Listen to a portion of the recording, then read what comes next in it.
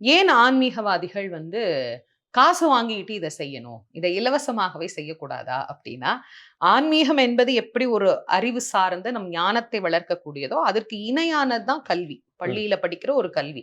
அரசு தவிர யாரும் அந்த கல்வியை இலவசமாக தருவது இல்ல. நாமளும் அதை போய் கேட்கறது இல்ல. அதே மாதிரி ஒரு உயிரை காப்பாற்றக்கூடியது ஒரு மருத்துவம். அது ஒரு மிகப்பெரிய ஒரு மிகப்பெரிய ஒரு சேவை. அரசு தவிர அதை யாரும் அதை ஒரு சேவையாக செய்வது கிடையாது. எல்லாரும் அதுக்கு ஒரு கட்டணம், குறைஞ்சதோ பெருசோ ஒரு கட்டணம் வாங்கி கொண்டுதான் அதை செய்யறாங்க. இப்ப ஆன்மீகவாதிகள்னு வரும்போது அந்த கேள்வி ஒண்ணு வந்துருது. இப்ப நான் வந்து பகுதி நேர ஆன்மீகவாதி கிடையாது.